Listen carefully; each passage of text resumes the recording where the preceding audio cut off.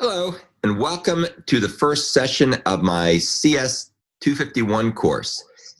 This is going to be a real interesting time. We're going to get a chance to learn lots and lots of interesting things about C++, and we'll also get a chance to learn a lot of stuff about design patterns. Let me give you a quick overview of how we're going to do the course, and then we're going to jump right into the first section, which will focus on topics related to the background of C++. I'll show you lots of interesting things along the way, and hopefully all your questions will be answered. In terms of questions, if you have questions, and obviously I'd like you to have lots of questions, here's what I recommend you do. Go ahead and type the question into the chat box, or sort of just indicate you have a question by saying, hey, I have a question. And then when I reach the end of a section, and the sections are all pretty short, then I'll go ahead and take all the questions. And that way it'll be a little easier, I think, to have the videos put together that are coherent and don't have lots of awkward starts and stops. But so I'll probably talk for a short period of time, then I'll take some questions, then we'll talk for a short period of time, and then take some questions. Okay, so let us go ahead and get started here. So welcome to CS 251, which is the Intermediate Software Design course. What I'm going to do in this section is give you an overview of what we'll be covering in this session, in this summer session, and I'll also hopefully answer a lot of the questions you may have about how the course is going to be performed, what I'm expecting you to do, where to find other information, and kind of how we'll be doing the assignments and so on. So we'll start by talking about the philosophy of the course and the contents, the lecture material, and then an overview of the assignments and assessments. So this course is going to be focusing on a bunch of interesting topics related to how to program effectively. We'll be talking about software patterns. We'll be talking about object-oriented design and so on. And it's my experience that while we could talk about these kinds of things in the abstract, it's much better to actually talk about these things in the context of real programs, real software. So there's going to be a lot of discussion here that's about how to take patterns, how to apply C++, how to apply standard template library in the context of non-trivial programs. Some of the programs will be very trivial, but the overall goal is to move towards something that we can really focus in on and dig into very deeply. In particular, we want to talk about ways to make software easy to write and easy to read. We want to make ways of being able to make software easy to maintain and modify. And since this is a class that focuses on C++, I would be remiss if we didn't focus on how to make things efficient and robust, because that's crucial with C++. The primary reason people use C++ in practice these days is to write code that's going to be more efficient than were you to program in other languages like Java or JavaScript or C# and so on, or Kotlin for that matter, that have more overhead, but perhaps a few less sharp edges and dark corners than C++. So there's going to be a lot of hands-on review of software in this course. We're going to walk through a lot of examples, and you'll be able to play with those examples yourself because they'll all be available through my GitHub repository. You'll do a lot of development. There'll be lots of programming assignments, and you'll also get a chance to learn how to do some interesting testing capabilities. So you can learn how to use unit tests, how to write unit tests, how to do test-driven approaches to building software. So I've been doing this for a long time. I first started programming with C++ back in 1986, if you can believe that. That's almost 35 years ago. And C++ had really only been around for 4 or 5 years at that point. And I was very fortunate when I went to graduate school to come across some people working with C++ compilers and C++ as a programming language. So I've been doing this for a really, really long time. I was the editor-in-chief of the C++ Report magazine back in the 90s, and I've also written a whole bunch of books that talk about C++ as well. And you can read about these kinds of topics if you take a look at my CV and read more about C++ Report. I've also written millions of lines of source code in C++, been involved in some very high-profile open source projects over the years that have developed middleware written in C++ that's very popular and used by lots of different groups around the world for all kinds of interesting things. And I've also had the pleasure of teaching probably about 500,000 students at this point in mostly on online courses. Haven't taught 500,000 people face-to-face, but I've probably taught 3,000 or 4,000 people face-to-face over the past 30 years. And so I'm really excited to get a chance to share all this information with you guys in this course over the next month.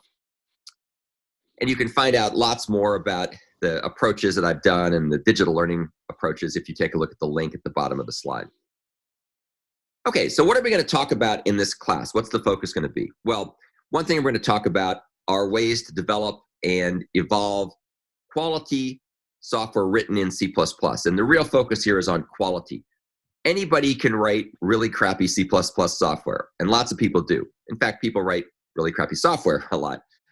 So our goal is to be able to write software that's going to have certain quality attributes, most notably easy to understand, easy to maintain, easy to extend, easy to reuse, and so on. These are the so-called abilities.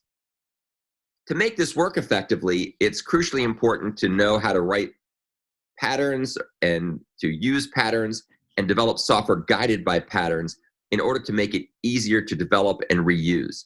And that's going to be a key theme throughout the course. We're going to have a whole, probably week and a half section on patterns in their own right. But everything I'm going to do here is driven by patterns in one way or another. And I think that's really the contribution of this course, is to get people to do more than just know data structures or know some syntax and know some language features, but really know the most effective way of developing software using time-proven design and architecture techniques, which are patterns. So we'll talk a lot about that. We're also going to be talking about how to develop and document and test and apply reusable classes and frameworks. A lot of these reusable classes come straight out of the C++ standard library and the C++ standard template library, STL. So of course, we're going to focus on that quite a bit. But we'll also talk about how to build your own frameworks and then use them to make it easier to develop extensible and robust and modular applications and programs. When we do the patterns part of the course, we're going to be focusing on an extended case study involving an expression tree processing app. And I've got different variants of this. I have some implementations in Java that run on Android or on the Java console. The version we're going to look at here is going to run in C++ as a console app. And this will give us a chance to explore many, many different interesting patterns, including many of the classic patterns from your textbook, which is the Gang of Four book. And I'll talk more in a second about where to find the textbooks. Why do we do this? We want to be able to give you good role models for how to design and implement effective software. And patterns are a great way of giving you that guidance. And if you take a look, you'll see that the C++ standard template library and C++ class libraries and also Java and everything else these days is heavily, heavily influenced by patterns. So we'll see, for example, patterns like factory method, patterns like iterator, patterns like strategy, patterns like adapter. These kinds of things show up in C++ all over the place, as they do in Java. And it's pretty cool when you start to realize that these abstractions that we talk about in our classes actually have a real impact in the actual everyday life of people writing software and building software. Some of the things that patterns help to do, and we'll really dive into this when we get to that part of the course later this month, is they help to articulate design trade-offs. Very often as a software developer, you're confronted with choices between different ways of designing or implementing classes or subsystems or packages or whatnot.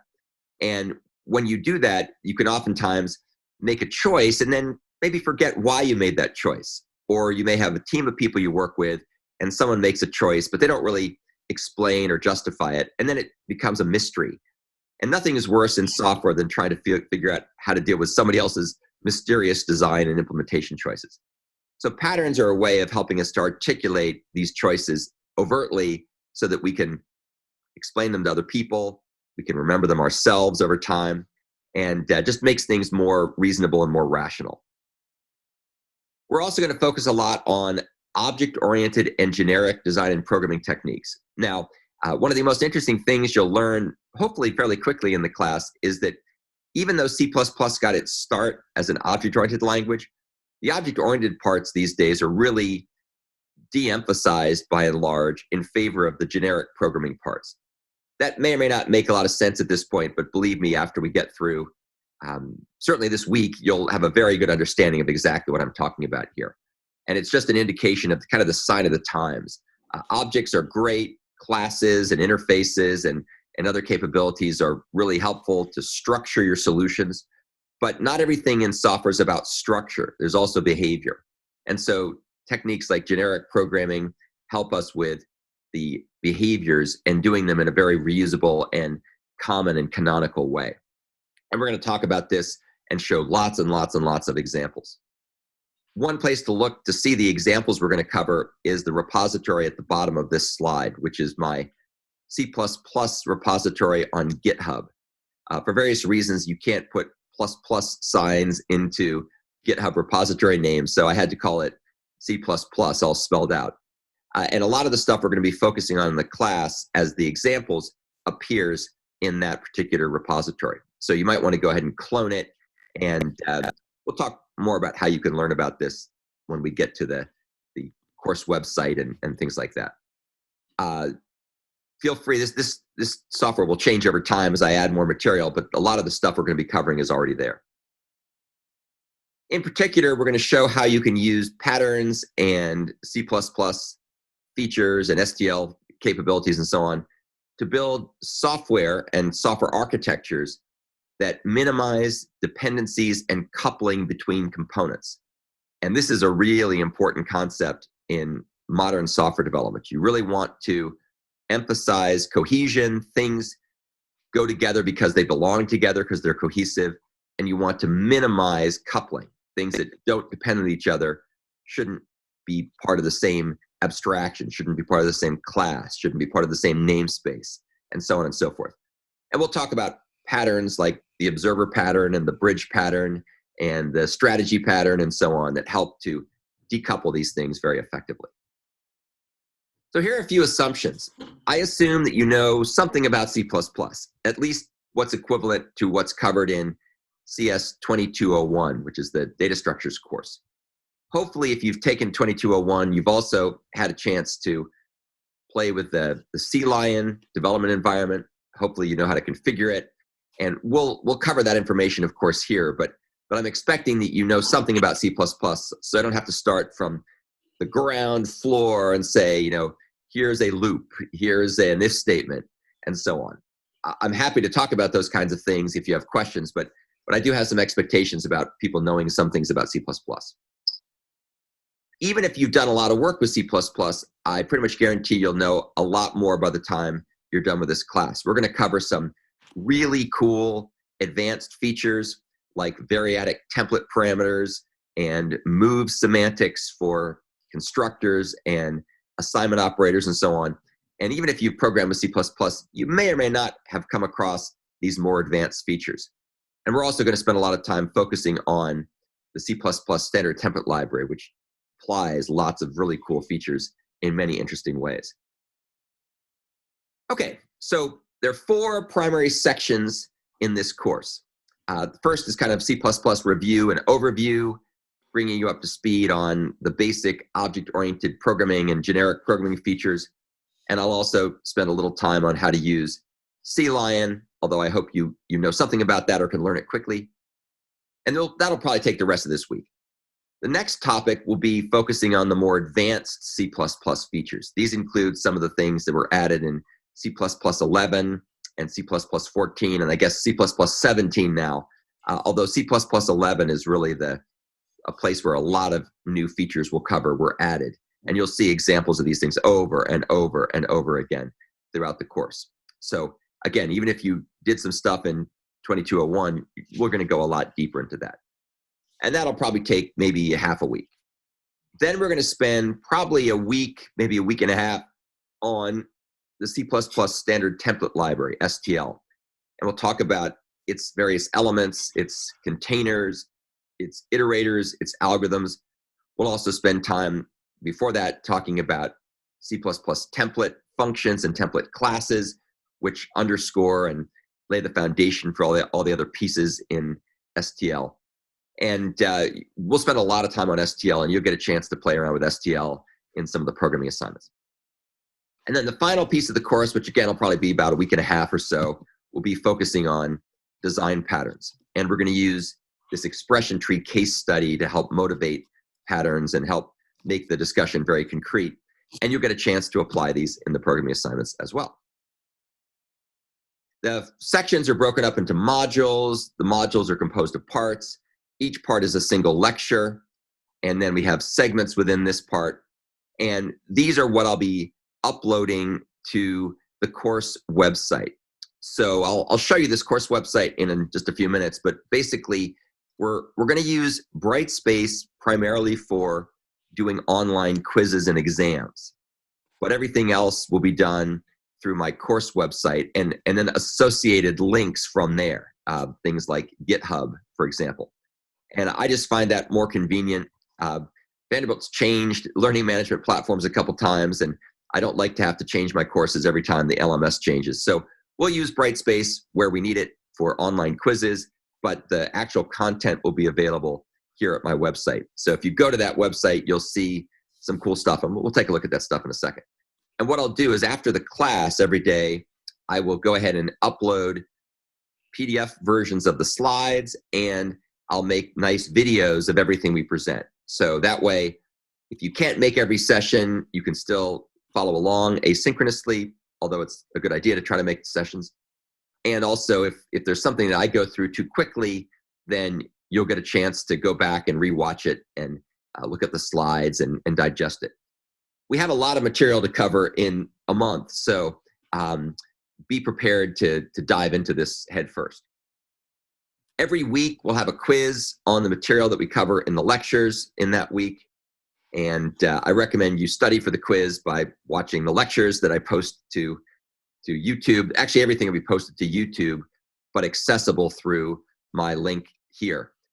If for some reason you're unable to access YouTube, please let me know. I'm not exactly sure what we're going to do about that, but we'll see if you can't get access to it.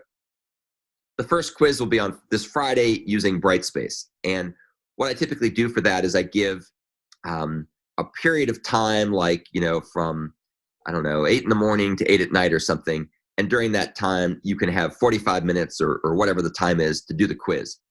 And that helps people who may be in different time zones not have to be getting up at 3 in the morning or whatever to take the quiz. So we'll try to make it flexible and make it as easy as possible.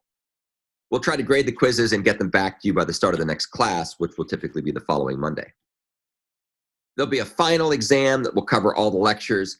Sometimes but most of the time it's weighted towards the more recent stuff that we've done, but you should at least be familiar with everything we've covered in the class.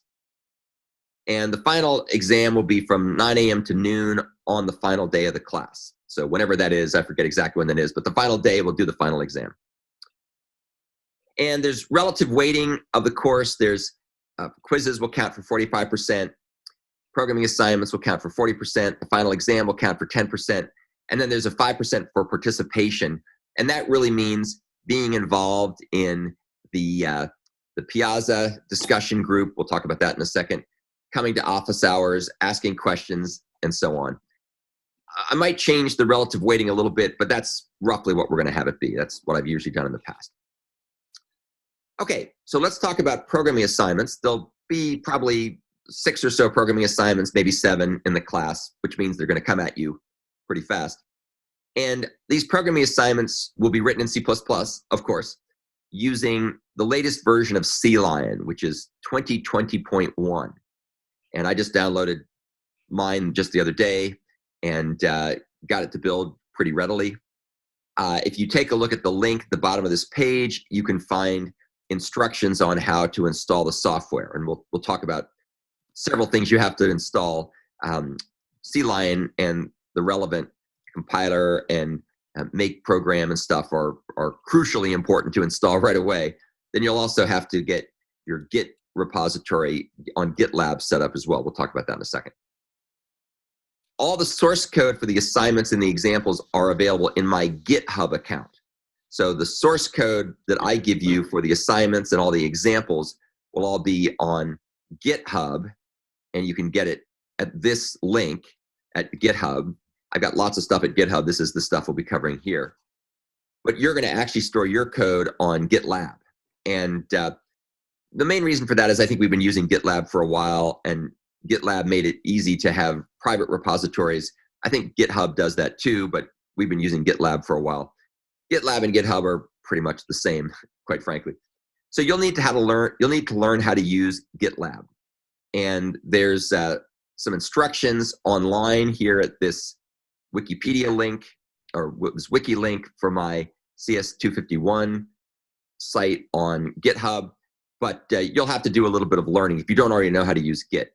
Our TA for the class, Azar, will be holding office hours this week. Val will show you that in a second as well.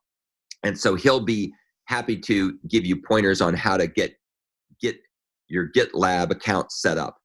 It's not really that hard to use GitLab, and I've got lots of instructions, but it can sometimes go awry. So you just have to be patient, and we'll figure out how to make it work for you. Fortunately, the commands you have to use aren't really that complicated to do what we're doing for this class.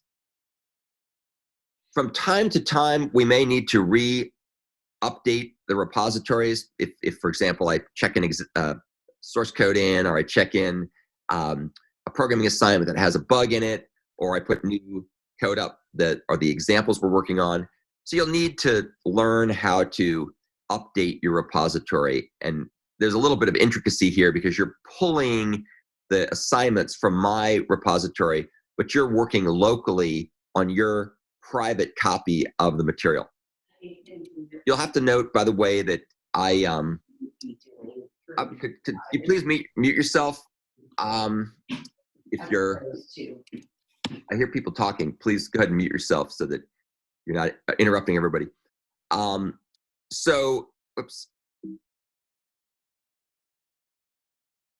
So you'll need to learn how to update yourself with GitLab, and you'll also have to learn how to push your code to your repository, not try to push your solution to my repository, which won't work. Okay.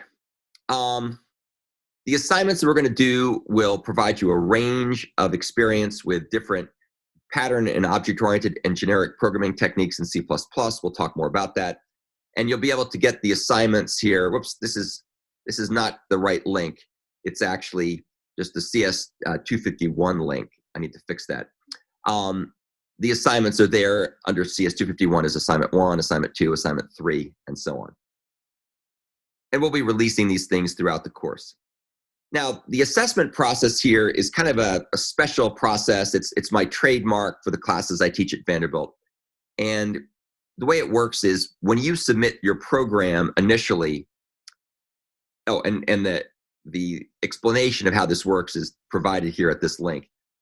When you submit your initial assignment, that assignment that you push right away is not actually the one we grade.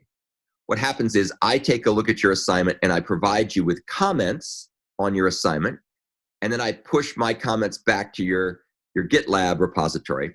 So we'll have a little submission form process for letting me know where your repository is so I can clone it and comment on your code. We'll talk about that later. And so once you submit the program, I review it, and then I push back comments to you. And then you'll have a few days to go ahead and evaluate the code. And then we're actually going to skip the peer review part in this course, and you're going to go straight to submitting it back to the TA and the grader for final grading. So the main point of this is there's an intermediate step where I review your code and give you a chance to improve it before you have to do the final submission. And people tend to really like this because you get individual comments, and I also will put together a summary of frequently made mistakes video where I walk through the common problems I saw in people's code, and that also helps orient folks on how to do it effectively. There's a lot of work on our part to make this process effective, so you are responsible for making sure you submit your assignments on time. So if you don't submit your assignments on time, they will not be reviewed by me, and then you'll get a very bad score. So make sure you keep up with the course, very important. And that process is described in detail at the link at the bottom of this page. Hopefully it goes without saying, but I think we always have to say it. This is work, everything here is done individually, no group projects, and of course you have to abide by the Vanderbilt honor code. The assessment criteria will focus on things like, does your program work? That's very important, of course. And how well is it structured? How well did you apply the techniques we've been covering? Did you comment your code effectively, and so on and so forth. So there's a bunch of different things that you'll be on the hook for when you do the code. So that's also described on the website, explaining what you need to do. Okay, so let's wrap up the intro, and then we'll take any questions you've got. You'll get out of this course what you put into it. That's kind of obvious. We have a lot of stuff coming at you. It's going to come at you pretty fast. So trying to do a 14-week course in a month is tricky. Do not fall behind. If you fall behind, it's going to be very hard to catch up. Please participate. We have a Piazza group set up on Piazza for this class, and I think I've joined you all to the group, so you should all be able to log in and follow along, and feel free to post questions. Feel free to help answer questions, and I'll follow that pretty conscientiously. So if you ask a question there, I should get back to it pretty quickly. There's lots of resources available here. We have my office hours, which are posted on the website. I'll show you that in a second. We've got some textbooks, some optional, some required. We got Piazza. We've got tons of slides with tons of links, and we'll have all the video lectures recorded. So you should be able to get the information you need when you need it. And this website is the place to go, as kind of the Grand Central Station to find what you need. Please try to resist the urge to email me directly unless it's a confidential issue, which of course I'm happy to talk about. But if you have a question like, I can't get my compiler to work, or I don't understand what the assignment's trying to do in this part, or whatever, please post those kinds of questions to Piazza. You can post them anonymously, of course, which is fine. And that way, when I answer them, chances are if you have the question, everybody else has the question too, or a lot of people have the question. So that way I can answer the question once, and everybody will learn from it. And also, if someone else gets there before me and can give a good answer, that's perfectly okay as well. So again, I'm always happy to hear from you, but try to limit the email to things that you don't want others to know about, and I'll be happy to answer it. So try to go to the Piazza as a first approach. Well, kind of my get off the stage slide here is, learning the material we're going to cover here is crucially important if you want to have a career in high tech. Obviously, it comes as no surprise, even in these chaotic times, that people who do programming are very much still in demand. I don't see that going away anytime soon. In fact, in many ways, the whole concept of quarantine for a programmer really doesn't make a lot of difference to their day-to-day life, because we spend a lot of time in front of our computers, and we can be pretty much anywhere to do that. So take a look at this link down here to learn basically why you should be a computer science major. But if nothing else, to learn to learn and understand why the topics we'll cover in this course are so important for success, because these things are really in demand.